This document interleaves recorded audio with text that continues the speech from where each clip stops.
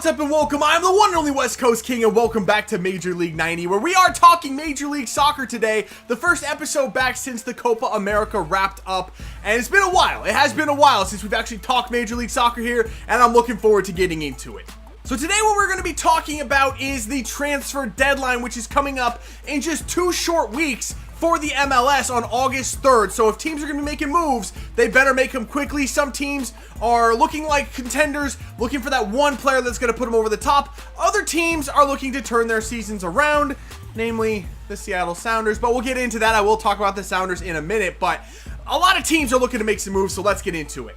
So the first team we're going to talk about is one that's actually not technically even in the MLS yet, though I think they're having a very, very solid transfer window, and that is Atlanta United, set to start playing in the MLS in 2017, so next year. They've already finalized the signature of striker Kenwyne Jones, Trinidad and Tobago native, who spent most of his career in the Premier League, recently I think playing for Maccabi Tel Aviv in the United Arab Emirates, but he's a good, solid veteran striker. I like that move for them. Get someone, veteran experience up top to score your goals for you. I like that move for them, I really do, but that's not the one that's impressed me the most.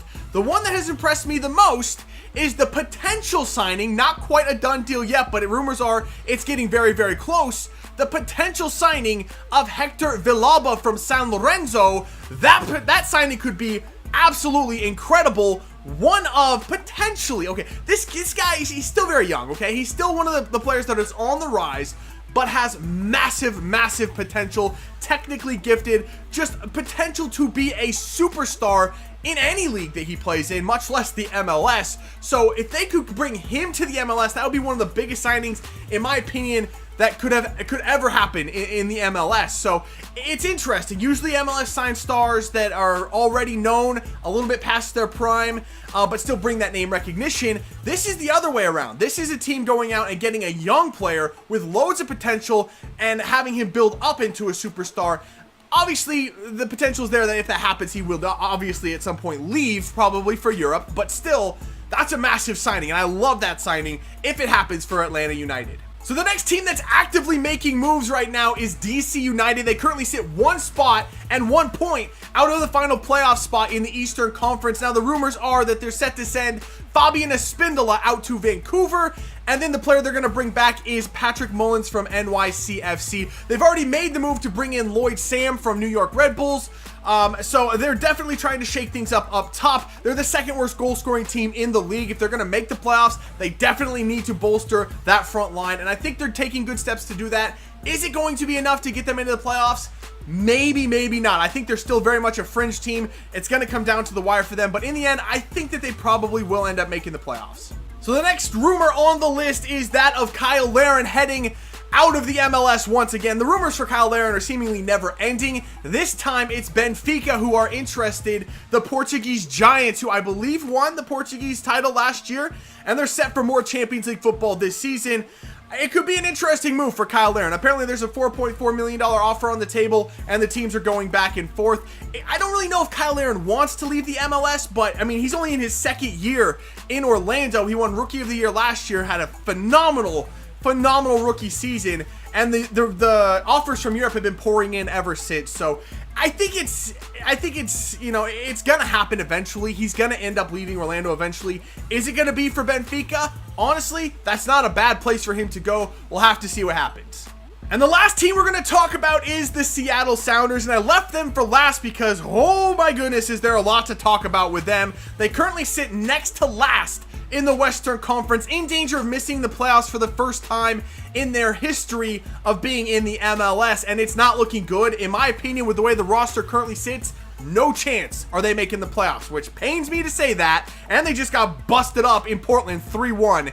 It's not been a fun season for the Sounders or Sounders fans, but there may be a chance. This is the MLS. There is still a chance that they could turn this thing around and still make the playoffs. Anything can happen in the MLS. That's the way the league is built, and it could happen. However, they're going to need a massive signing to do that. Now, in my opinion, this player either needs to be A, someone that is going to be massive for them right away, plug in, and could help them turn the season around, or B, a player for them to build around for the future. The good news is the rumors that are circulating out of Seattle is that the player that they're targeting number 1 is a player that can fit both of those roles, and that is Lucas Ladero out of Boca Juniors. He's a fantastic attacking midfielder, 26 years old, so he could build around him for the future as well and start a semi-youth movement in Seattle if need be. I absolutely would love it if that signing went through. Now, the problems are reportedly that Boca Juniors are making this very difficult, to the point that Seattle has actually walked away from the negotiations more than once and have come back time and time again.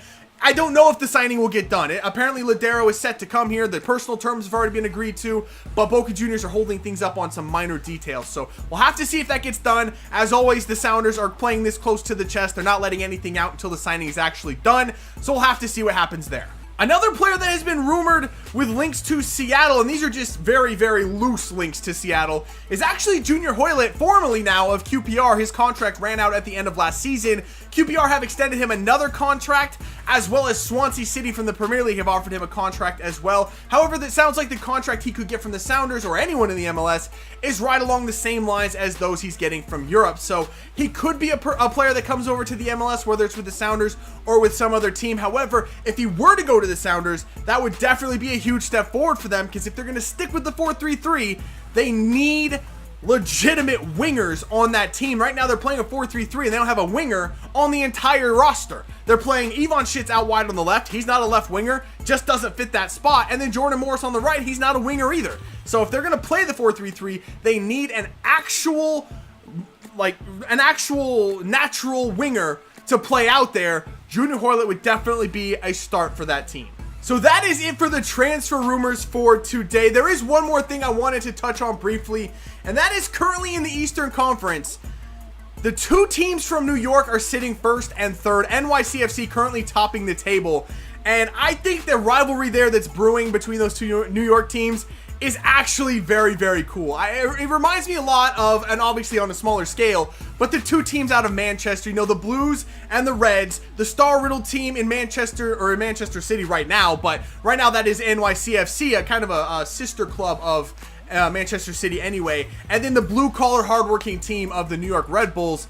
I really do like it. I think it's fantastic for the league.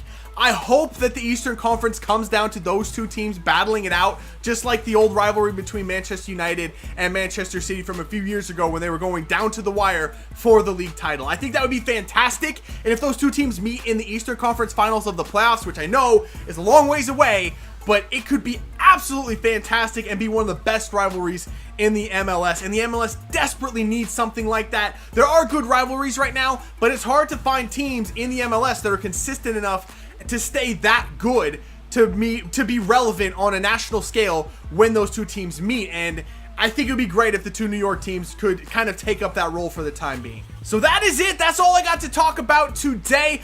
As always, leave me your thoughts, feedback, comments down below regarding anything that I just talked about, or whether or not your team is making good moves in this transfer window, whether they're getting better or whether they're getting a little bit worse. But that is going to do it for this one. If you did enjoy it, make sure to let me know by leaving a like below. Subscribe if you're new, and I will see you when we come back for some more Major League 90. See ya.